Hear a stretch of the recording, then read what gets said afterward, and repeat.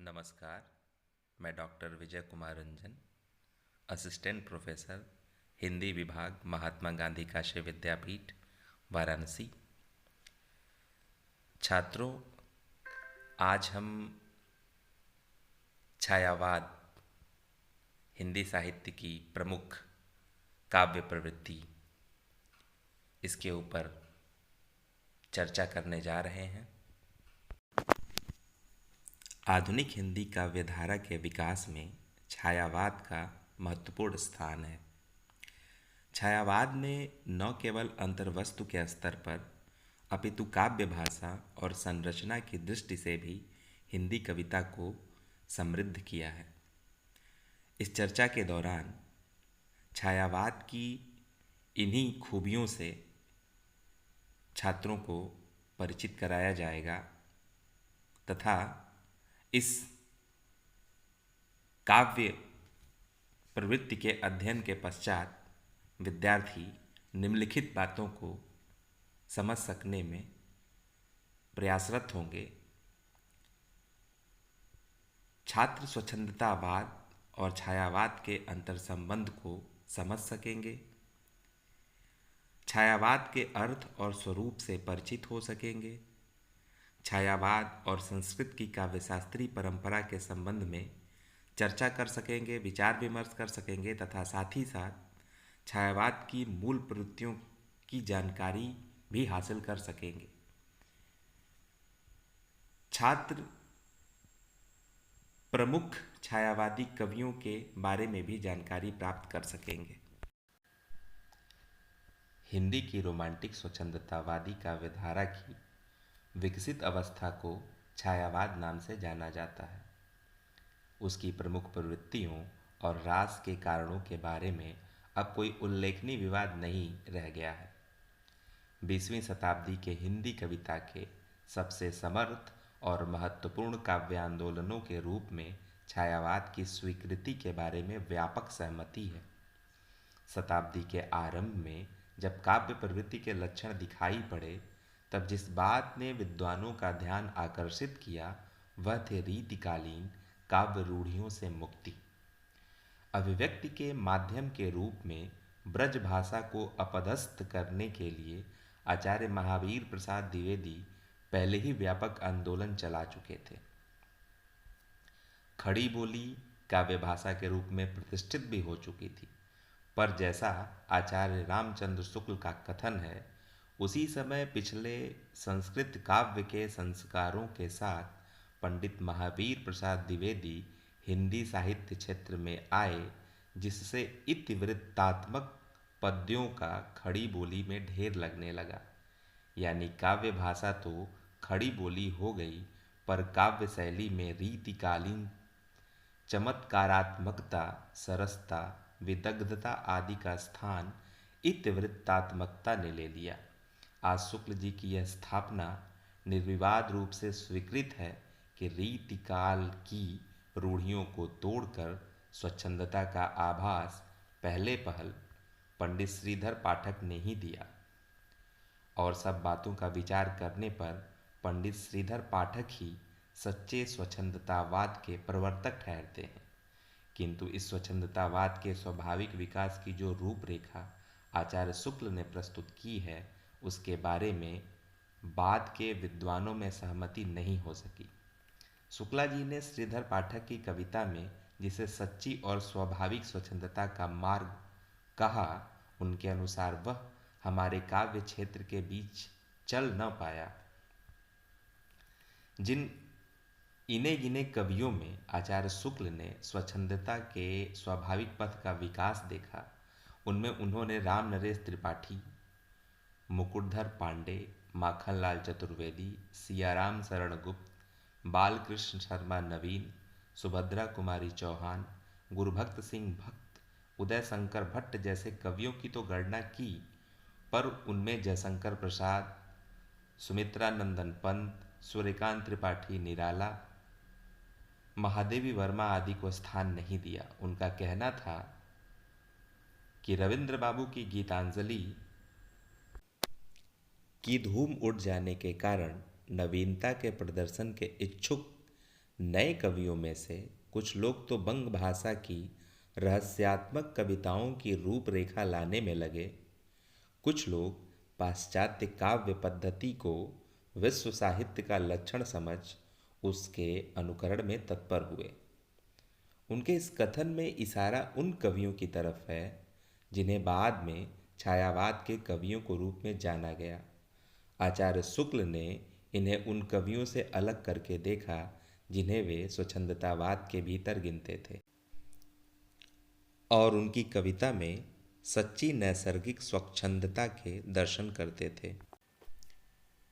हिंदी में इस प्रकार रोमांटिसिज्म के लिए स्वच्छंदतावाद शब्द आ जाने के बाद छायावादी कविता को आरंभिक स्वच्छंद काव्यधारा से ही नहीं बल्कि उसकी परिवर्ती परंपरा से भी अलग करके देखने की परिपाटी चल पड़ी। इसी बीच हिंदी की रहस्यात्मक कविताओं की चर्चा के प्रसंग में अंग्रेजी के मिस्टिसिज्म शब्द का उल्लेख किया गया, जिसका परिणाम यह हुआ कि आरंभ में बहुत दिनों तक छायावादी कविताओं के लिए रहस्यवाद शब्द का प्रयोग भी होता रहा।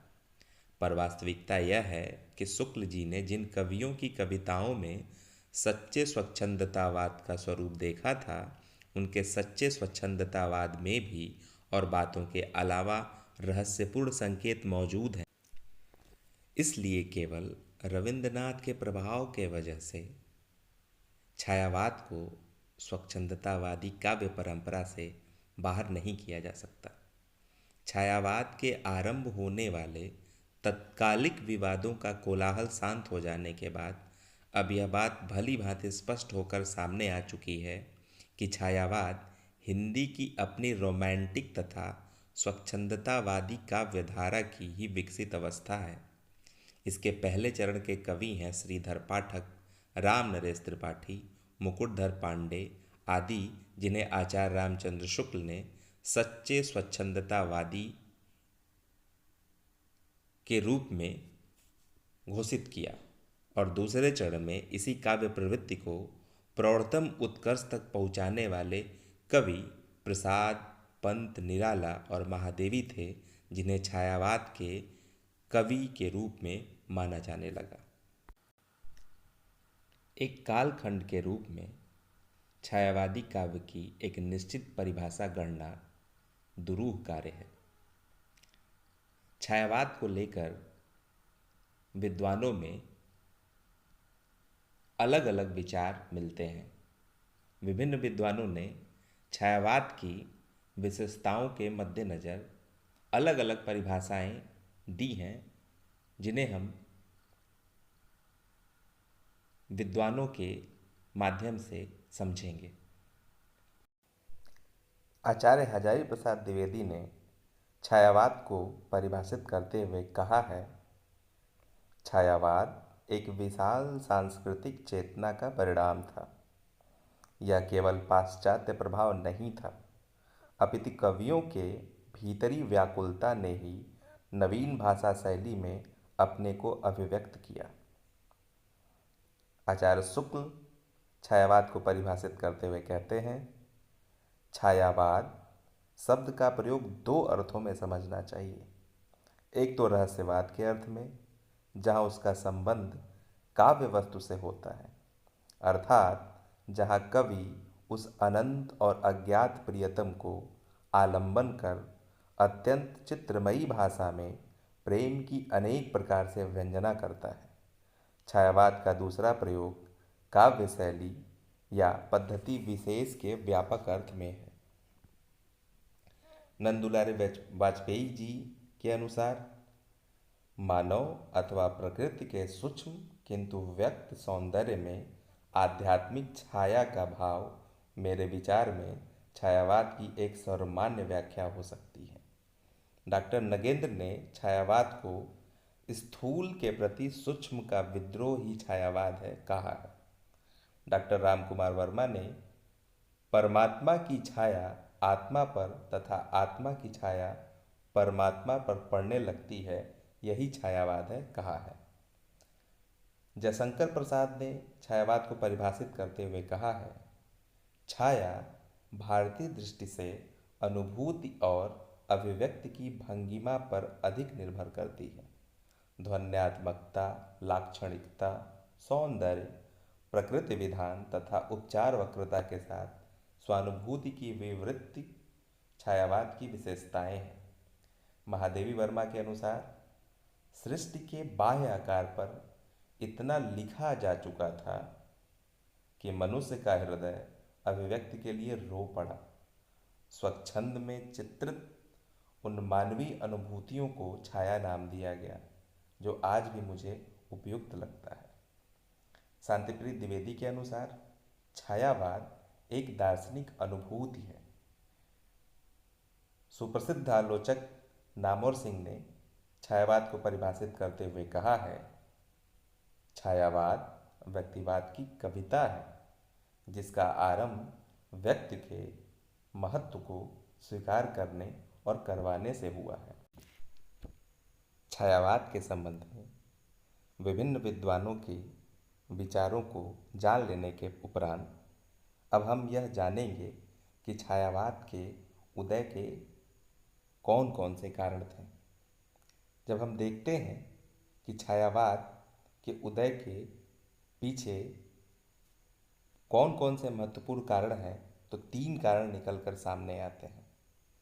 पहला है रीतिकालीन श्रृंगारिकता और द्विवेदी युगीन काव्य की इतिवृत्तात्मकता। नैतिकता और आदर्शवाद के विरुद्ध छायावाद का उदय हुआ। दूसरा, छायावाद के कवियों पर अंग्रेजी और बंगला के स्वच्छंदतावादी काव्य का प्रभाव पड़ा। तीसरा, छायावाद के उदय के पीछे प्रमुख कारण सांस्कृतिक चेतना थी।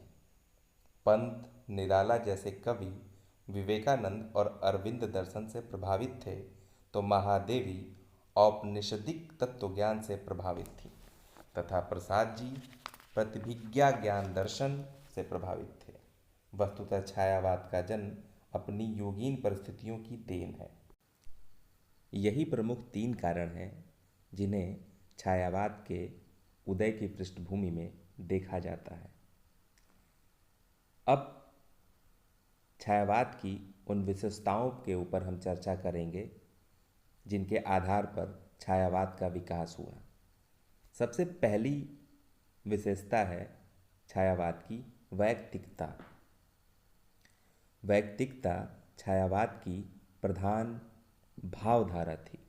छायावाद युग में कवियों का विषय हो गया था आत्मकथा और शैली हो गई थी मैं।